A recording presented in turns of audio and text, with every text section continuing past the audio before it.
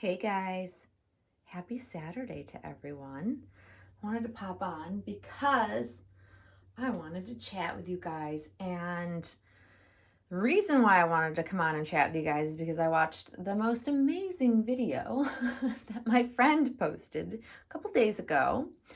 And the title of her video, which was from my dear friend Shelby, Michelle's video was titled, Are We Too Harsh?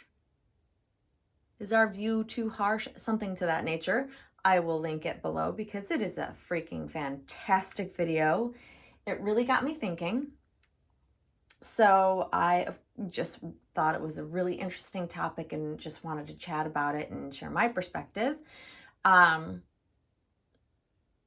If you watch her video, which I encourage you to go over and check it out because it's so good, it's really talking about who are we trying to impress with our dolls?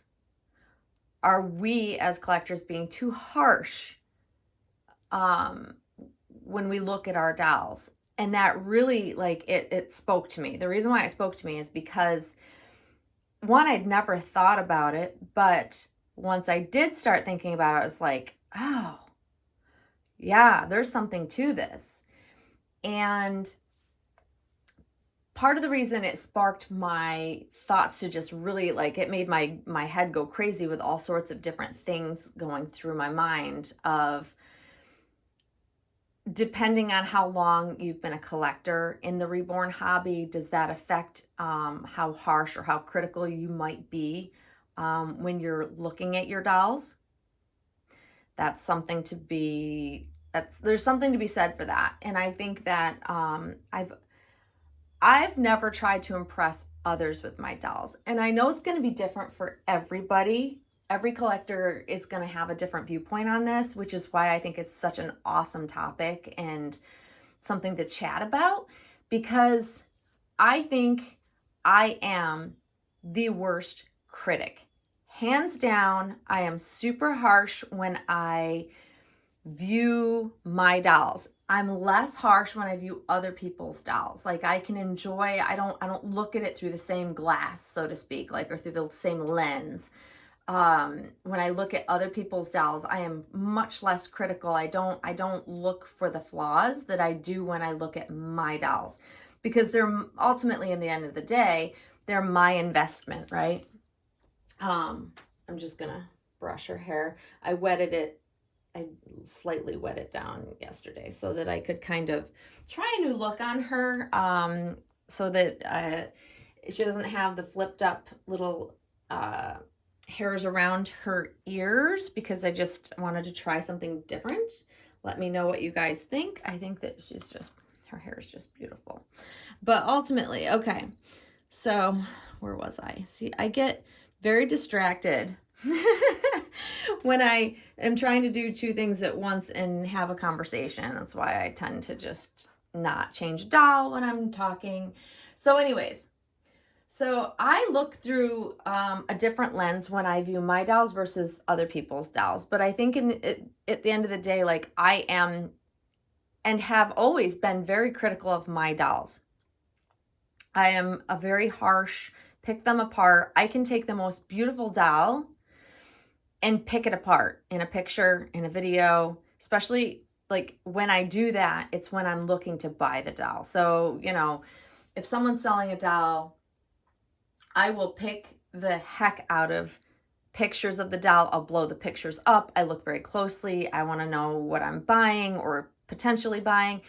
So I think that's where this started for me, but also because my ultimate goal early on as a collector was always find the most realistic doll, seek out the most realism you can possibly find in a doll. And when we first started out in this hobby in its younger years, the artwork was growing and there weren't a lot of seasoned artists because it was a new art form. And so my tastes grew as the hobby started to mature. And I got to see from the start, the basic, what we would call a reborn that nobody would look at and call a reborn these days. all the way up till now and currently what artists are producing. So my tastes and my discerning taste, I could say, has grown as our hobby and the art within the hobby has grown and become more true to art, if that makes sense. So I look at it with a fine tooth comb, especially if I'm going to invest my dollars and my money into purchasing something, especially because I tend to go for a very high end. It's very expensive.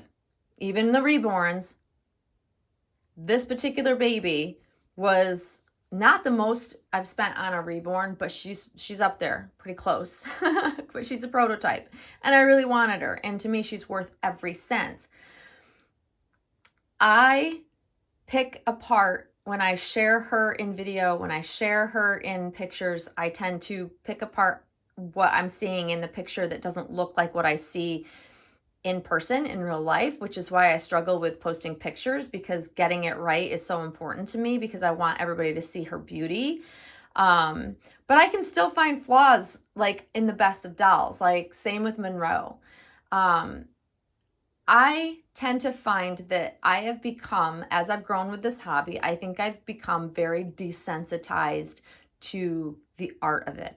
And this is something that Michelle talks about in her video, like to outsiders, to non-collectors, some of the most basic, inexpensive, not perfectly painted reborn dolls will impress an outside non-collector.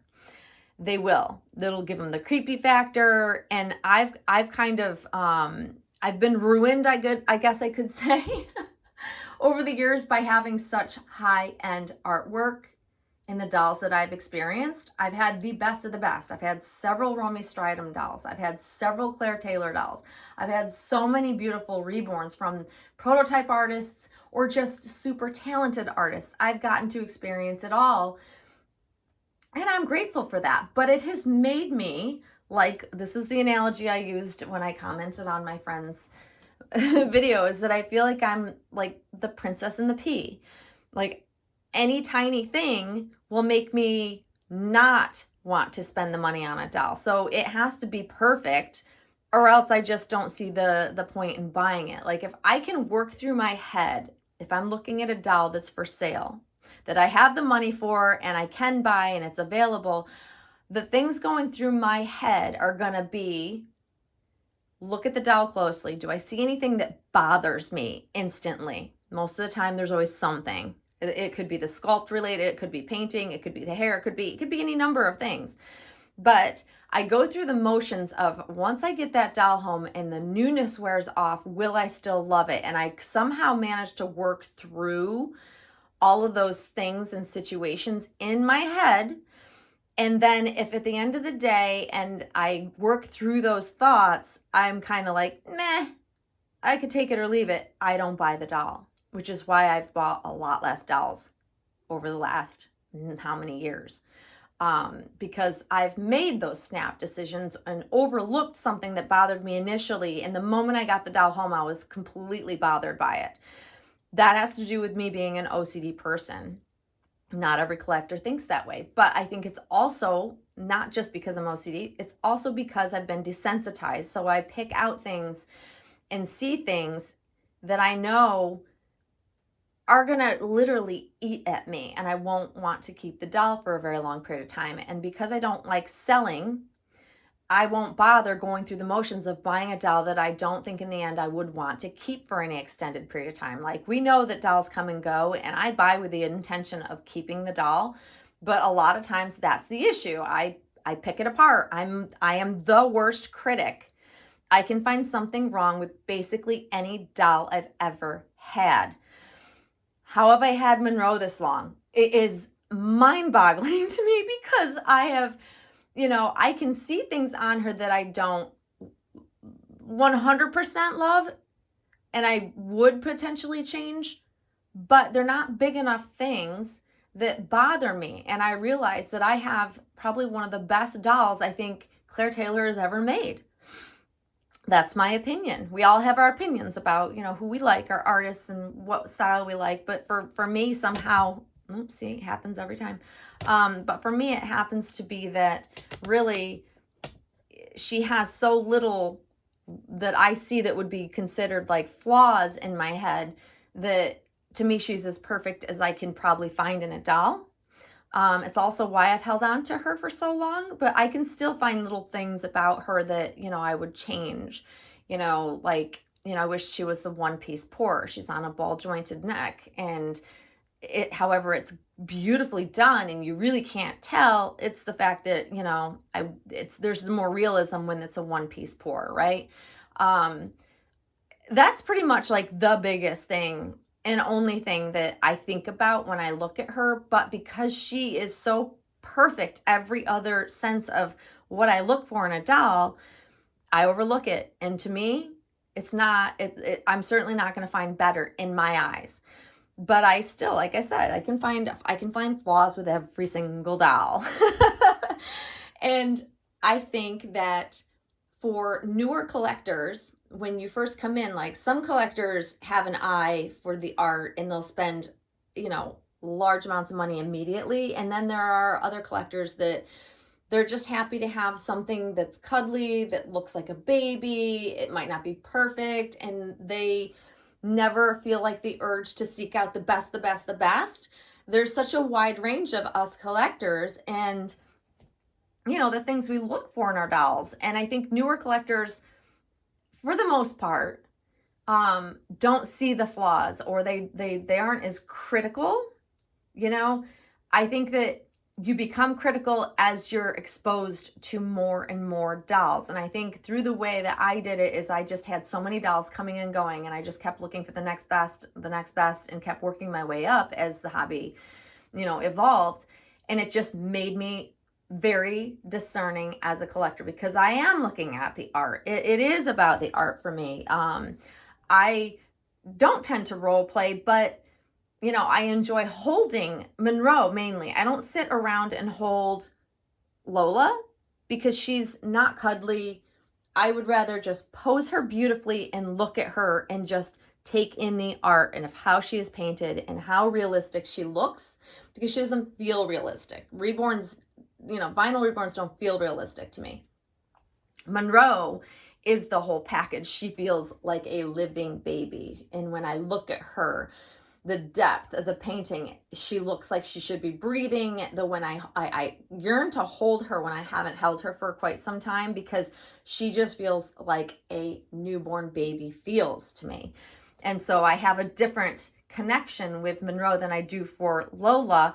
However, I appreciate them in my own ways. And, I love this doll. I love this doll. I think she's amazing. I really, really do.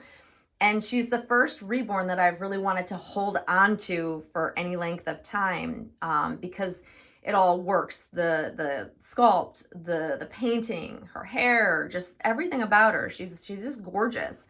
But I have different relationships or connections with different dolls that I've had. But Monroe, there's nothing comparing. No, nothing compares to her. Probably never will. Who knows?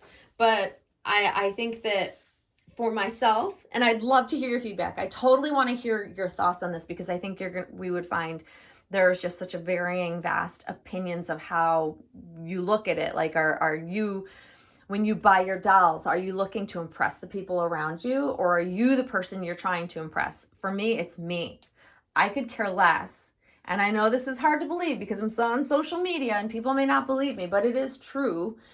Although I like people to enjoy my dolls, I really don't care if they like them or not, and if they're not for them. Monroe is a great, great example of that.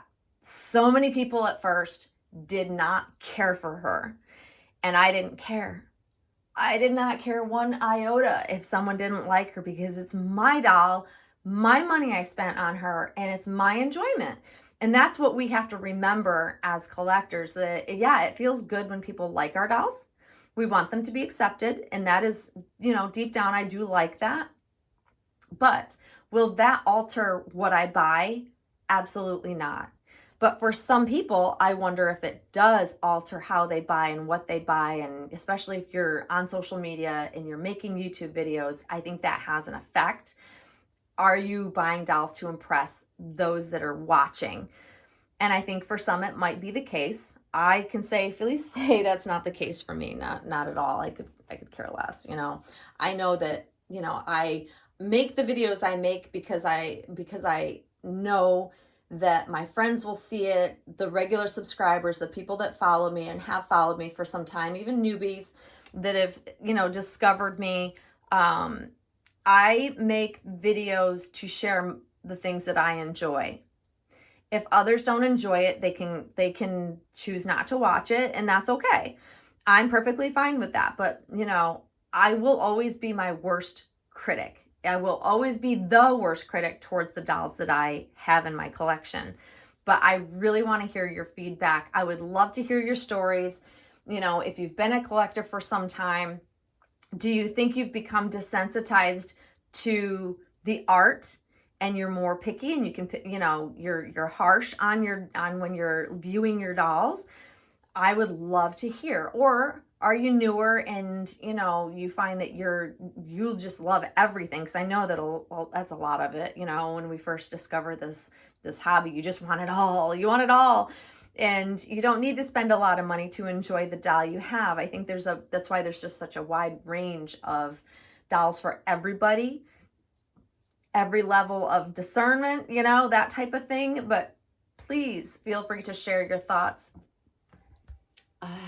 I think that's such an interesting topic. And I thank my friend Michelle for making the video she did, because when I watched it, I was like, oh my gosh, this one got me thinking, And when we start thinking and like evaluating things, it's very interesting. And I think there's just so many people, like I know that I have heard people think that the doll hobby in the community is small. I think it's quite large, actually, considering what it started out with. So there's just so many different people with different opinions, with different thoughts, and I like to share them. And I have my way of thinking about things. I just shared my thoughts on this particular topic. I know that, not everybody else is going to share the same thoughts, but it's fun to chat about. It's fun to hear different perspectives. I really enjoy just taking in other people's experiences because I find it very interesting. So feel free to share your thoughts, your stories below in the comments. I want to hear about them. Even if I don't comment back, I heart them because I want you to know I am reading them. I just don't always have time to comment back, but I do acknowledge, and I just want you to know that I enjoy reading your comments and your stories and your thoughts. It's always appreciated. So if you've hung in there this long, it's 18 minutes in. Thank you for sticking around. Here is little Lola. She's wearing this cute little jackety romper. It's supposed to warm up this weekend here, but it's not looking the greatest, but oh well. I think she looks cute in it. And let me know your thoughts on the different hairstyle that I've done on her. Anyways, guys, I hope you're having a great start to your weekend, and Miss Lola and I will see you very, very soon. Thanks for watching, guys. Bye-bye.